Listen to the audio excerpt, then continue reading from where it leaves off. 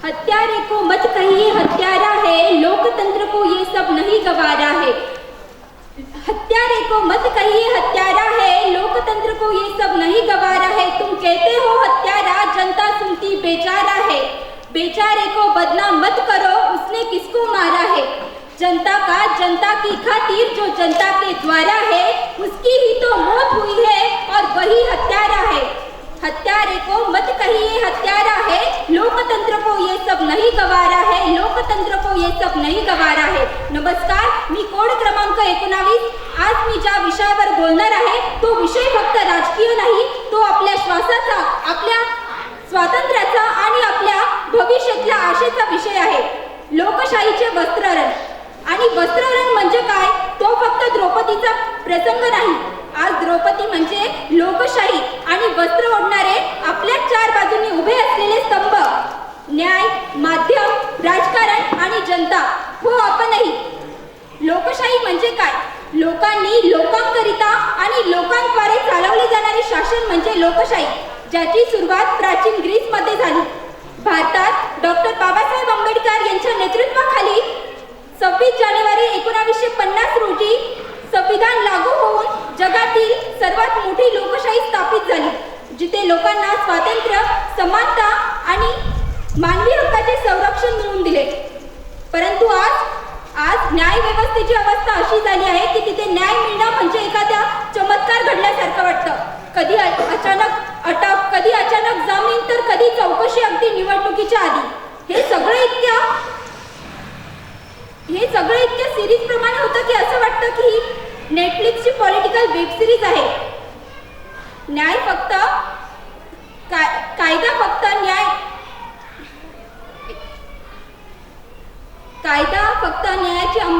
फक्त कायद्याची अंमलबजावणी नाही, तर न्याय लोकशाहीचा स्तंभ आहे, जिथे सर्वसामान्य माणसाला समानता, अधिकार मिळवून देण्याची हमी। डॉक्टर बाबासाहेब आंबेडकर म्हणतात, democracy is not merely a form of government, it is primarily a mode of associated living, of conjoint communicated experience. परंतु आज भ्रष्टाचार, सत्ताधारी प्रभावी नेत्यांसाठी विशेष कायदे, सामान्य नागरिकांसाठी न्याय न मिळणे, यामुळे लोकशाहीचा पाया ढळतो आणि लोकशाहीचा पहिला स्तंभ डळमळीत झाला की आवाज उठवला, दाबला जातो, तो फक्त विरोधकांचा नाही, सामान्य नागरिकांचा। आणि आपण धक्का खाऊ नये, गप्प बसतो। सियासत में सबसे बड़ा खेल जनता की खामोशी है। सियासत में सबसे बड़ा खेल जनता की खामोशी है। जो बोल दे वो नागरिक, जो चुप रहे वो सिर्फ भीड़ है। आज स्त्रीवर होणारा अत्याचार हा फक्त लोकशाहीवरचा आरोप नाही, तर आपण मेणबत्त्या पेटवतो, हॅशटॅग ट्रेंड करतो, पण त्या मुलीला न्याय मिळेपर्यंत तिचं नाव विसरून जातो। प्रश्न फक्त गुन्हेगाराचा नाही, प्रश्न सत्तेचा आहे, प्रश्न व्यवस्थेचा आहे, जिथे संवेदनशीलतेपेक्षा प्रक्रियेचं ओझं जड ठरतं। नंतर दुसरा स्तंभ माध्यम। मीडियाचं काम प्रश्न विचारणं होतं, परंतु आज मीडिया प्रश्न विचारत नाही, मूड बनवतो। एका चॅनलवर हिरो, दुसऱ्या चॅनलवर देशद्रोही, तिसऱ्या चॅनलवर आपण जिंकतोय आणि चौथ्या चॅनलवर देश संपतोय। नंतर येते जनता, म्हणजेच आपण एवढे व्यस्त झालोय की देशाची दिशा कोणत्या दिशेने बदलते हेही लक्षात येत नाही। आपण मतदानाच्या रांगा जर 2 तास लांब असेल तर त्रासून घरी निघून जातो आणि नंतर फेसबुक, इंस्टाग्राम, ट्विटरवर कमेंट करतो की देश बिघडला। लोकशाही समानतेची भाषा बोलते, परंतु आज रस्त्यावर उतरली की आजही माणूस जातीने ओळखला जातो। स्मशानभूमी वेगळी, विहिरी वेगळ्या आणि माणुसकी वेगळी। ही सर्व उदाहरणे वेगळी नाही, ही साखळी आहे, जिथे न्याय कमजोर, माध्यमे पक्षपाती आणि जनता गप्प। हीच आजची समस्या। जर आपण प्रश्न विचारले नाही तर सत्तेला उत्तरदायित्वाची गरज उरत नाही।